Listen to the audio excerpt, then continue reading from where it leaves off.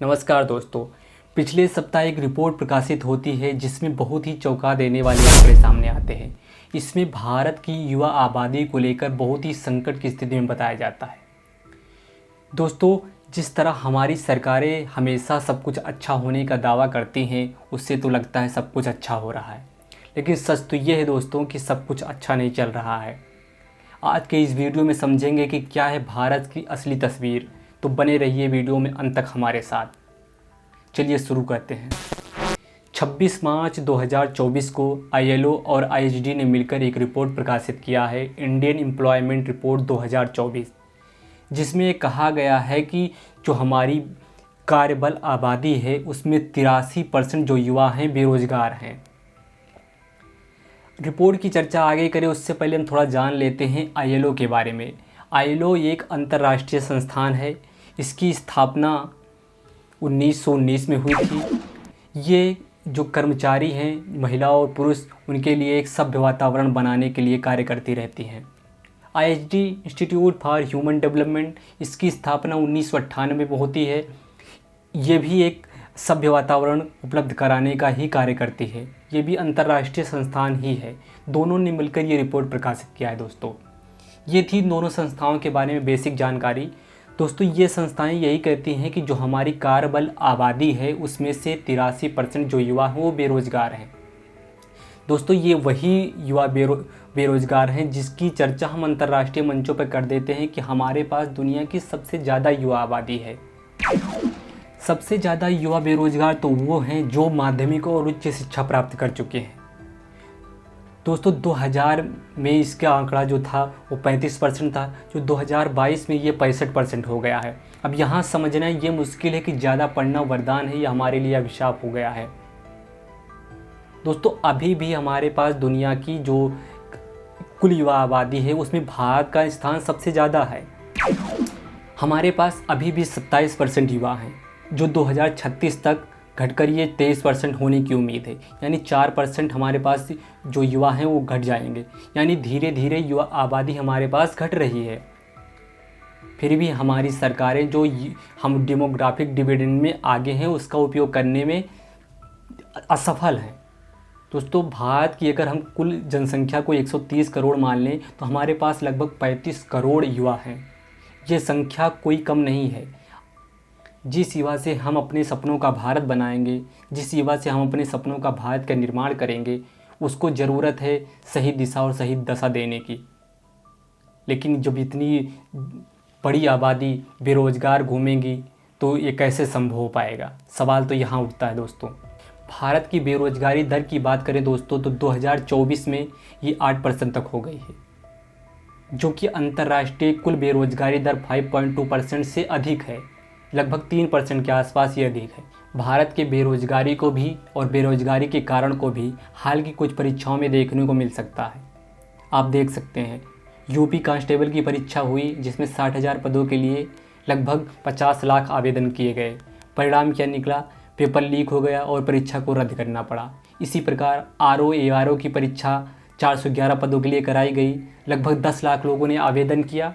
परिणाम क्या निकला? पेपर लीक हो गया, परीक्षा को रद्द करना पड़ा। दोस्तों, ये मात्र यूपी की ही घटना नहीं है।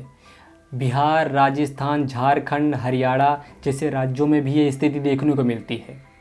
एक आंकड़ा कहता है कि स्टूडेंट जो सुसाइड केस है 2023 तक लगभग 70% तक बढ़ गए हैं। ये सभी कारणों में से एक कारण बेरोजगारी का बढ़ता संकट भी है इसमें से। दोस्तों, हमें यहाँ सोचना होगा कि जो हमारी कार्यबल आबादी है जिसमें युवा सबसे ज़्यादा हैं, उनको सही दिशा देना ज़रूरी है। लेकिन कोई भी सरकार इस पर प्रखरता से मुखर होकर कोई बात नहीं करती। बेरोज़गारी का आलम तो ये है कि अगर प्यून की नौकरी निकलती है तो उसमें, प्यून यानी कि चपरासी की नौकरी निकलती है तो उसमें IITian ग्रेजुएट और PhD तक के लोग उसमें आवेदन कर देते हैं।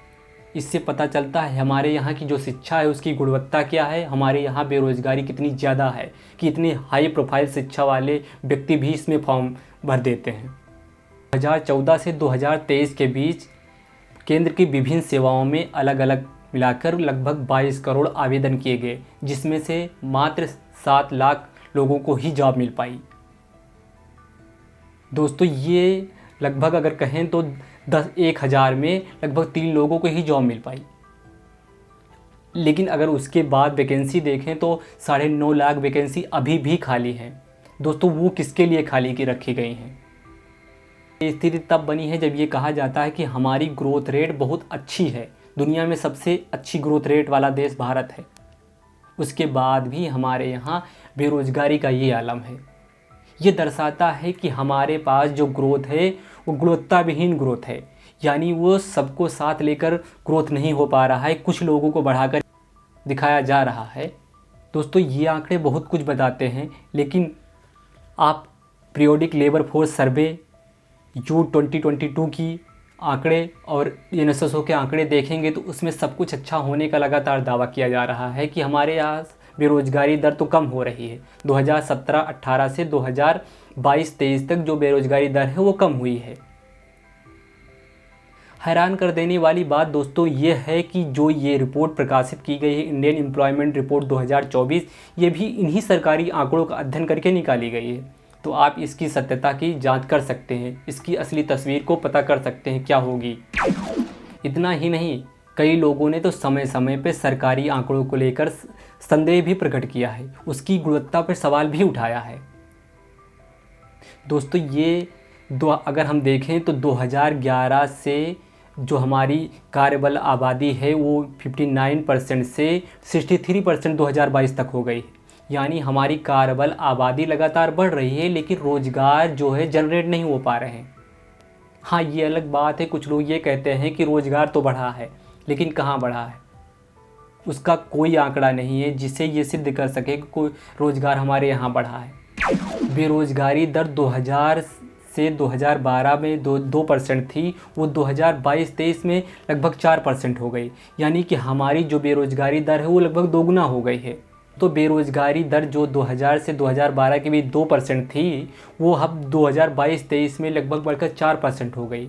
लेकिन फिर भी बेरोज़गारी का मुद्दा हमारी सरकार के बीच नहीं है। बदले में हमें ये बताया जाता है कि अपना काम शुरू करो, स्टार्टअप शुरू करो। तो जब ये कहा जाता है कि स्टार्टअप शुरू करो दोस्तों, उसका आंकड़ा भी देखना ज़रूरी बनता है।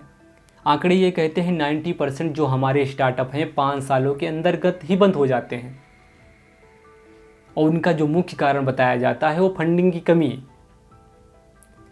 हाल में कहा गया है कि 2023 का जो फंडिंग रेट है वो लगभग 73% तक कम हो गया है। दोस्तों ये सवाल केवल बेरोज़गारी का नहीं है, ये सवाल है अच्छी शिक्षा देना, युवाओं को गुणवत्तापूर्ण शिक्षा प्रदान करना, युवाओं को सही दिशा देना, सही दशा देना। दोस्तों क्योंकि सुरक्षित युवा से ही सुरक्षित भारत का सपना देखा जा सकता है, तो क्यों ना हम अपने भारत को एक सुरक्षित युवा के हाथों में सौंपें, जो कि हमारा कर्तव्य भी होना चाहिए। मुझे आशा है कि आपको ये वीडियो पसंद आई होगी। जय हिंद, धन्यवाद।